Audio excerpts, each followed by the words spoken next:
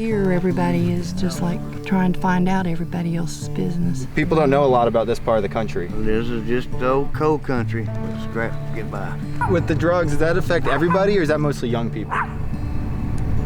Well, the people back here, they live in buses and campers. Trump took over, we stood up and cheered. It was like a feel-good movie. You say hillbilly, is it like people who live out here, do they call themselves hillbillies? Is that a derogatory? You know, it ain't like hillbillies are what you think they are. Martin County, Kentucky. The poverty rate is 48% and the water undrinkable. We came to investigate claims of a water crisis and ended up in one of the most remote hollers in Appalachia. This is that story.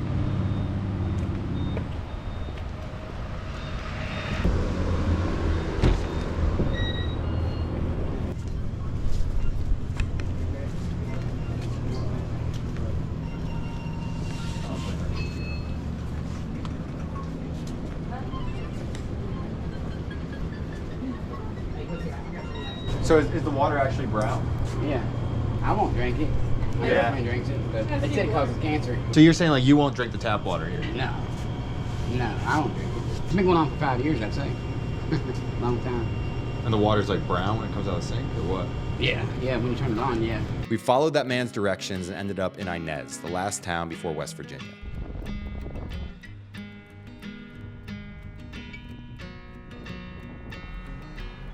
But then we kept driving into the mountains. As we got closer to the Kentucky-West Virginia border, the businesses disappeared. There were nothing but occasional homes, often dilapidated. People we talked to said they had no clean water and that work was at least an hour away. We drove for miles along the border that separates the states.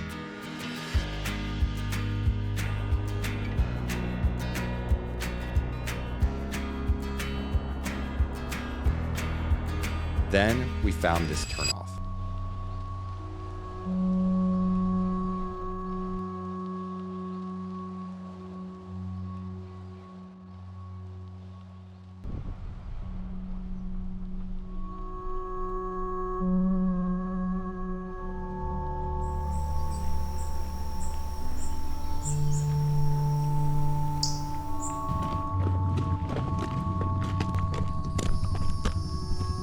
We're good. I think we're good. I mean, they've seen us. We're just trying to understand a bit about, I don't know, how people live here. Holler is very different from other parts of the country. We're laid back. Ain't much stress going on. Do you work, or what kind of work did you do before? I'm disabled. Disabled. Yeah, I used to do all kinds of different things. Security guard was my last job. I imagine there's not much work. Crap! I imagine there's not much work in this. No, they ain't. There ain't much work here at all. Get work, you gotta go 45 minutes to an hour away. It's just not worth it, especially with the gas prices. It seems like one thing people in the country, especially in this part of the country, are much more, I don't know, they understand nature a lot better. Yeah. They're a lot better with their hands. I used to be a herber back when I was younger. What kind of stuff would you make? Ginseng, yellow root. You know how many people live in here overall? There's me and my wife and my brother. I've got another brother that lives in the camper, but he's gone. Monica, there's 2 people that lives there, and then my sister and her husband. Maybe we'll take a walk up there and see. That's the way Dallas is. Well, all right. See y'all later. Thank you.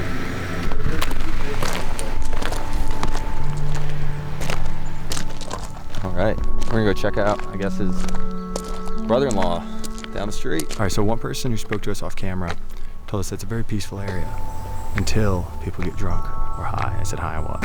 And this person said, meth. They said, everyone's on meth, everyone.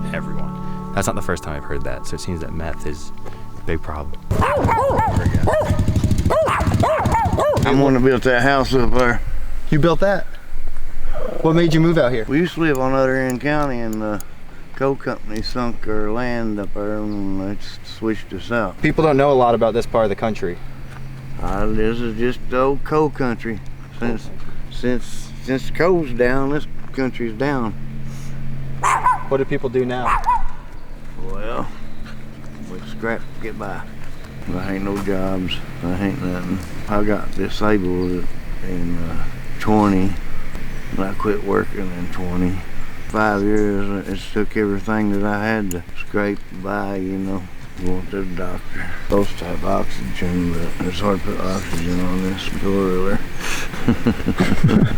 there. You got the machete though. Yeah, I got a machete. Would you say around here is pretty peaceful? Yeah, it's a peaceful country. We usually don't lock our doors or nothing. This is all family at this holler. It's hard getting by without no job, you know. You gotta do what you gotta do. And I've been junking here and there. You get the metal and you get the parts off those cars and you go sell them somewhere? Sell them on Facebook or sell them in town? On Facebook. So what do people do when they have no job? I mean, do people kind of sit inside most of the day? Try to piddle, try to get some money. It's hard to get money around here. I guess that's why there's so many drugs around here. This place is awful about drugs. What kind of drugs? Just everybody. Meth. That's worst. That's the worst thing. I had them damn pills. Was it always that way, or did that? No, that just come in after the mine boom went out. Appalachian people are kind of famous for being like resourceful. They make stuff. They fix stuff. What kind of stuff do you think you know and other country people out here know that city folk like us don't know? How to live in the wild. After you've been out here, you know how. You got to. This heat, you gotta know how to take care of it. My way is an air conditioner. With the drugs, does that affect everybody or is that mostly young people? It's getting into the older folk too. Like meth, does it make people violent or are they relaxed? No, it just relaxes them and stuff, but they do anything in the world for it.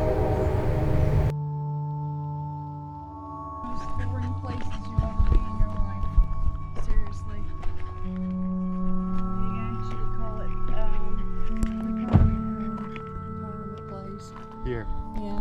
Because there's so many elderly people? No, because there's nothing for the young people. How long have you been living here? I have been here on and off for the last about 30 years. How'd you end up living here if you're from Ohio? My dad and my mom divorced when I was little, and I didn't know my mom till I was like 14 years old. And when I met her, she lived back here. So I came back here to live with her. And I got married at 18. Having gone through 2 marriages, I'm gonna get married next year. What's my lesson? Yeah, what advice? Don't do it. That's my advice. And I tell my kids that too, don't do it. Live with them. Don't marry. Live with them. What's the difference? Because they think they own you. When you get married, it's that piece of paper is like a title to a car. Once they got it, they own you. The only reason I stayed married 30 years is I got my kids raised. And after I got my kids raised, that was it. And I'll never marry again. Never. I don't care. He could be Prince Charming. Well, good thing my name's Prince Charming. What do people do for work around here? It used to be big on coal mines. You know, mining and stuff. But the minings has went down a whole lot. Do you all know each other pretty well? Yeah. My ex-husband's right up there. How would you describe the people of this part of the country? What values do they have, or what's kind of their culture? Here is completely different than Ohio. Ohio, everybody tries to stay out of everybody's business because you get shot. Here, everybody is just like trying to find out everybody else's business. They're good to you. Everybody around here is good. And most of them, you know, if you need something, they'll help you. I can't say I don't love the people here, because I do. I love all of them. They're all good. But you have problems anywhere you go. No matter where you go to, you're going to have problems. The Holler is a place that is got 2 hills on both sides and a road that goes right up the middle. That's all a Holler is, and it comes to a dead end. But this is a Holler.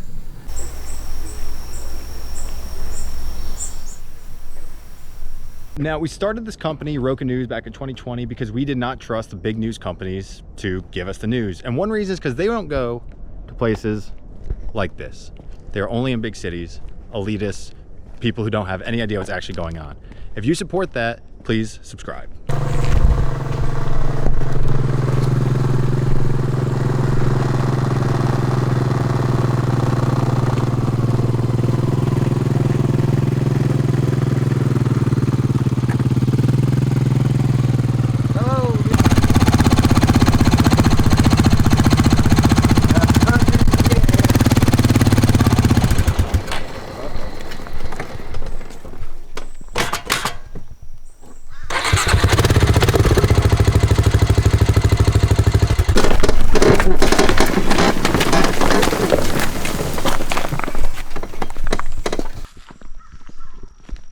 got a nice garden. Yeah, she always does.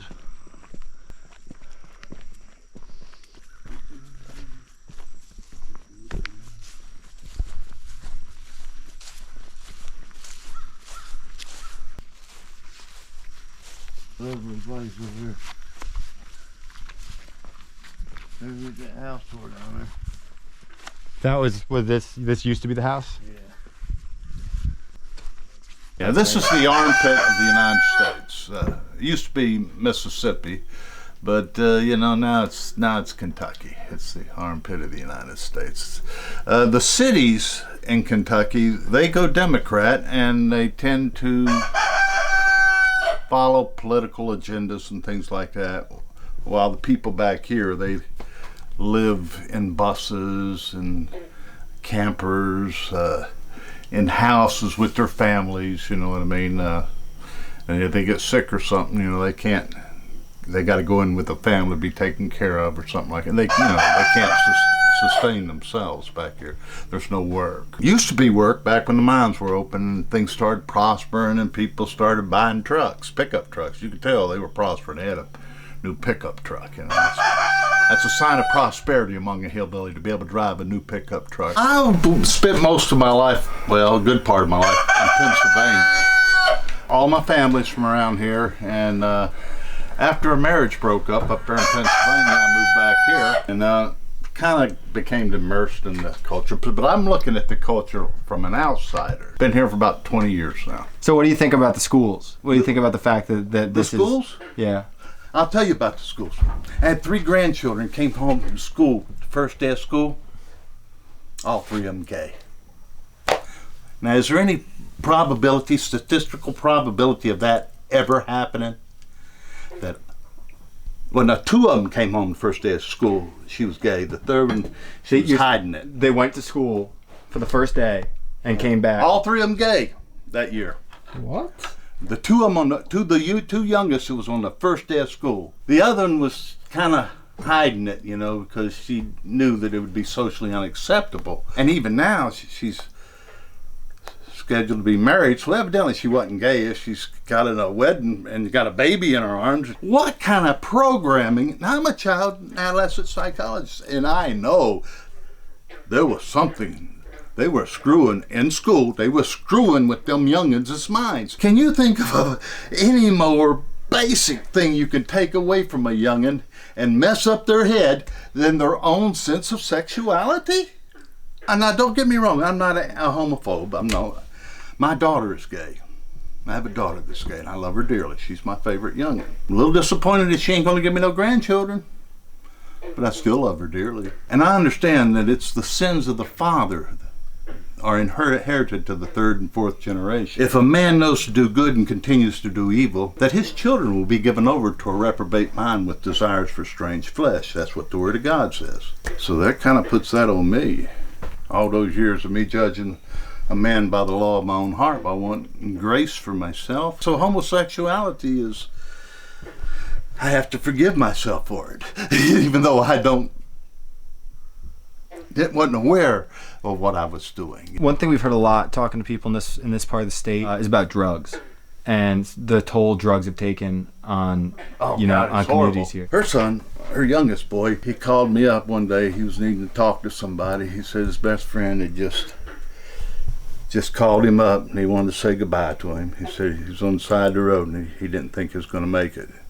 He said a friend of his had given him something. He tried it and he didn't think he was going to make it. And he went and drove like hell trying to get to him, but he found him dead on the side of the road, slumped over his 4-wheeler.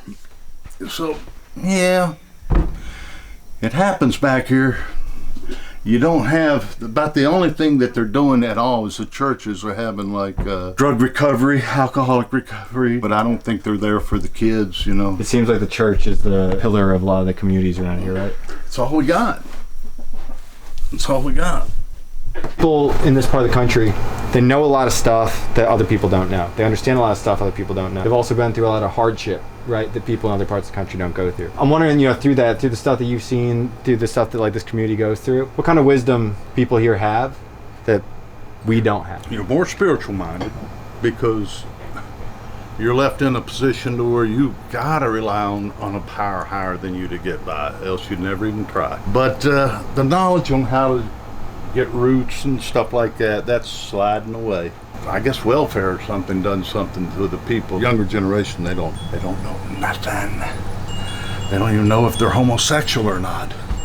You know, they don't know nothing. They've had everything taken from them. They've been left to the school system where it programs them to be fighters. But for what? They don't know what they're fighting for. They're ignorant. They're of the truth, and so they go out fighting in the wrong direction, you know what I mean? And that's all they're taught. You know, they're fighting for homosexuality. Why would you fight for a curse? You know, you don't go out and have pride and wave flags. God cursed us, you know, because my dad didn't know what he was doing and was a hard-hearted Christian or something, you know. This world went crazy during the Biden administration, went plumb crazy. And when Trump took over, we stood up and cheered. It was like a feel-good movie. Him making all these choices, one right after the other. Everything that we said that they ought to do for the past 40 years, he's up there just doing it one right after the other, just knocking it down, you know what I mean? Like a champion of the people, you know, and you say, man, I hope he lasts for the whole 4 years, you know what I mean? We need him the whole 4 years, you know? You say hillbilly. Is it like people who live out here, do they call themselves hillbillies? Is that a derogatory? They think of themselves as hillbillies. It's a sense of pride. But if you go down to Virginia, and you got a little bit of a hillbilly accent in school, you know, like you go to school in Virginia like I did, they laugh at you mercilessly, treat you like you're the dullest tool in the shed, you know, and everything. And actually, I got an IQ that'll smoke just about anybody's, you know. I can talk with you about ancient history. It goes back 6,000 years. I can talk to you about ancient cuneiform writings and, you know, how they translate. You know, I was just reading the Bible and wanted to prove that it was true, so I went back and done some research, you know. I got a degree in psychology, child and adolescent psychology, as well as geriatric psychology. It came in handy when both my parents developed dementia and I had to be the #1 care provider, you know. So, you know, it ain't like hillbillies are what you think they are, you know what I mean? It's just their opportunities are less than what you think they are, you know. Back here, they're talking about, you know, making it to where the youngins can't get food stamps anymore unless they're working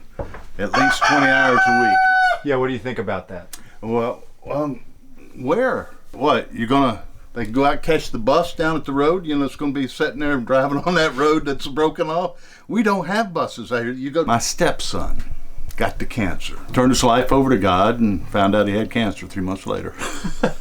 You know, strange thing. I guess God was calling to him because he's going to need him, you know, to get through this battle he was up against. They gave him a 15% chance to live. You know, he needs to get his driver's license paid off. He'll go up in them mountains and dig out roots. Like ginseng and that kind of stuff? Yeah. Now, he's got cancer. He shouldn't be exerting himself like that, but you can't keep him from earning his own money. You know what I mean? I mean, that's the way he earns it. He goes up the mountains, comes back sweaty, dirty, dragging a big bag of roots. He washes it off and everything, takes it down to the place and gets money, you know, because he can't find work, you know. How's a man with half a tongue and, you know, has had the lower part of his chin cut out and part of his leg grafted up there to where he can't really talk that well? How's he going to take and go find himself a job where he's competing for anything out there? I mean, Eastern Kentucky, very, you know, pro-Trump, Republican, at least in the last. A lot of people around here, they depend on food stamps or, you know, on Social Security. It doesn't matter. It doesn't matter. It's the stability of the economy that we depend on. Because, see, when Biden ran up the inflation, 25%, that meant that my $100,000 that I'd saved for my and my wife's retirement, you know, to help get us through, it was only worth $70,000. To a poor man, it makes a difference. And when a poor man who's used to paying so much for his food, for his bills, for his insurance, everything, and it goes up 30%, when you're in the rural area, it's 35, 40%, because everything comes with gas. Yeah. That's like an additional tax. And so up in the mountains, they are hammered when you drive inflation out of the way. So we don't need that. What we need is a president that'll keep things stable. You know, some of the Republicans now want to cut, you know, the Medicaid, like you said, the work requirement for food. I don't mind if they cut the DEI programs. Those are nothing but spreading racist ideology. When they started spreading DEI, I saw the black children going to school starting to become afraid. When I was going to school 20 years ago, it was far less prejudice. It was far less racist. And those little black children going to college didn't feel like they needed support groups and places. They just felt like one of the students. But it's for political purposes, they've made those poor youngins afraid. And it ain't right. They did it for political power. Yeah. Separated. I'm one of the people that believes we're all cousins. Grandpa Noah got off the ark in the year 2356 BCE. We were all one big family. We got along. I believe the earth was divided in the year 200 years later. I believe we were printed off in the year 4004 BCE by a superior race. I believe we were created to be a race of priests and kings and reign at the right hand of Christ, who was also born into our race. And about a third of the beings out there said, oh, no, that ain't gonna happen. And they rebelled against God. And once the war's over with, he'll return. And those that have accepted the blood of the Lamb, you know, to cover their sins, they'll be changed into a higher form of existence, and they'll reign at the right hand of Christ over all the other races. Seems like it'll just be a couple of days, you know, but it'll probably be 30, 40 years for the second coming comes. So I'll probably be done and gone. I want to see it, man. I want to be standing there. I want to see it. I would have liked to have been here with my dad and seen it, you know, but he had to go on. Everything's going to be going on like normal. That there will be something called a rapture, where but people that are ready, willing, and able, they're going to be snatched up and go to a breakfast supper where everybody that's died is going to get together. We're going to have a big honking party. Questions going to be answered. A lot of things going on. It's going to be a good time. After that, this city of God is going to make itself known. As the sun rises from the east to the west, it'll make its way over top of Jerusalem and settle down. The city of God is 1,500 miles by 1,500 miles by 1,500 miles. So then what happens to all the third of people who aren't chosen people, or however? The third that were killed? Some of these may be Christians. Kill a third of humanity, you know. It's kind of hard to pick and choose when you're wiping out people on that kind of I'm hoping I believe it'll happen over in the Middle East. That's where they'll come out, you know. They'll probably start over there. But I know that Israel can't be destroyed. God's got to fulfill his words, else he ain't God, you know, and he's made some promises. And that's where you get the reptilian statues, the little reptilian statues of the little lizard people nursing babies, you know, that they dug up out of the ground. They're his offspring. And then he needed a slave race to work in the mines. The slaves almost overcame the gods. But I guess if you got some of the slaves being 500 feet tall, you know. But there was thermonuclear war. This is when, back in... Before flood. Why do you think the flood came? Thermonuclear war before Noah's Ark and that Yes. Part. Why do you think the flood came? See, all flesh was corrupted. So they wiped it out. Thermonuclear war. Thermonuclear war. Everybody around here is good. They really are. They're really good people. And most of them, you know, if you need something, they'll help you. I can't say I don't love the people here, because I do. I love all of them. They're all good. And Holler is a place that is got two hills on both sides and a road that goes right up the middle. That's all a holler is, and it comes to a dead end. But this is a holler.